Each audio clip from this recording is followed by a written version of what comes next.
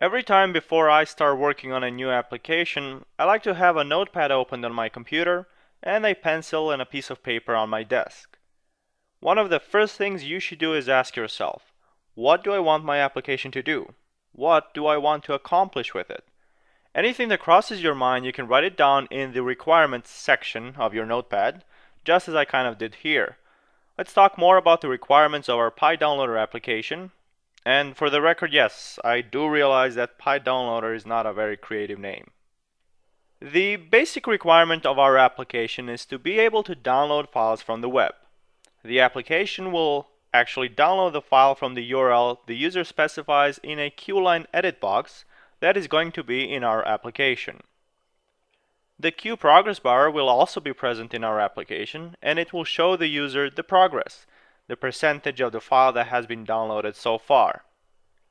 We also would like to allow the user to browse their computer so that they can specify the location where they want to save their file, and this will be a dialog that is the same as the one you've probably seen, at least if you're using Windows, when you go to, for example, File menu and then click on Save As. When the download completes, we should notify the user by showing a message on the screen that says, well, download completed or something similar. Finally, we should try to predict some errors and exceptions that may show up while using the application. For example, when a file has not been found on the server, when the server returns the 404 message, and also in that case display an error message. The next thing I do is create an application mockup, a sketch or a blueprint if you will, that gives us the basic idea of what the application will look like. This is where a piece of paper and a pencil come in handy, but since I obviously can't draw on my screen using a pencil, or at least I haven't tried, I used an online mockup tool. So this is what our application is going to look like.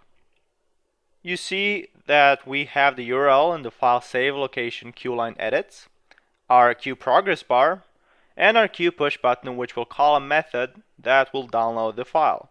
And don't worry, this mockup is a draft. I mean, we can modify it slightly along the way as we see fit while we're actually working on our application. Finally, let's look at our workflow. The first thing we should do is design the UI, and following that, we'll write some code that will allow for some basic functionality of our application, things such as actually downloading the file from the location specified, and in the end, we'll implement some extended functionality such as exception handling, the file save dialog, and the success or failure message box.